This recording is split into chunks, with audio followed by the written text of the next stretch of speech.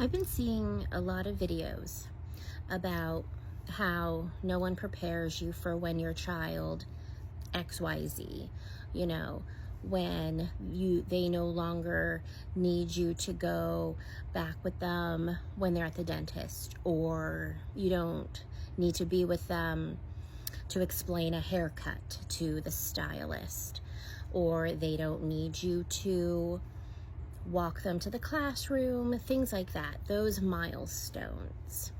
And how all the parents, mainly moms, I won't lie, I think I've only seen moms in these videos. That doesn't mean the dad videos don't exist. That's just what has rolled onto my FYP. But of how these moms, parents, just, die a little inside because of that milestone, that change in what they're needed for and not needed for anymore. Now, I won't say that I haven't experienced something like that, and that's not to say I won't ever either. I reserve the right to say this is going to change. My son is 11 and my daughter is 7, so I got plenty of more milestones of, dynamics changing between what they need of me versus not. But for the changes that have already occurred, of what they don't need my help for what they do and don't want me for, and I will say they still want me for a lot, and I guess you can say I'm very fortunate, and it's not because they're helpless, it's just because they like me, gosh darn it. But for what they have voiced, the hey, that's okay mom, I got this, I was like, oh, okay, wow. But then I just feel such a sense of pride and happiness because they feel comfortable enough to express that to me without feeling guilt or bad. And I know perhaps my take on this is unique. If you're new here, you already know about the strange, overprotective, borderline abusive, emotionally and psychologically relationship I had with my dad, who has passed. And if you're new here, he was extremely overprotective. He was extremely guilt based, and I've learned a lot about him since he has passed, even as recent as these last few months. And after exploring a lot, realized a lot of what was deemed as overprotective was actually more emotionally abusive, and you can see why I'm saying that cutely, abusively. But I was made to feel bad, to feel guilty for if I did say, hey, I can handle this myself.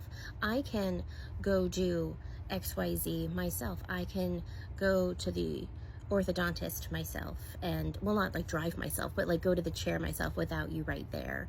I can speak to the hairstylist myself, those types of things. So when I would express the, hey, I can do XYZ, he would go, so you don't need me anymore. I might as well just be unalived to you. And he would say things like, I'm no longer needed, I'm useless to you, you no longer love me, things like that. And that was hard. That was hard to maneuver as a growing adolescent. That was just hard. I never felt comfortable to say anything in regards to I'm capable of doing this myself, and while I will always need you, I don't need you in this regard right now. And so for my kids to be able to do that, it has me on cloud 9. Because it means that I have never induced guilt in them. I have never made them feel bad for growing up. I have never made them worry about my feelings in that way, where that was a weight put on my shoulders for as long as I could remember as a child. So I just have a different perspective. And I want to maybe impart that of, I'm not saying it's not hard, but just know that if your kids are doing that, that means they feel safe with you. And that means that they feel confident and that you have prepared them to do that. And that's a good thing.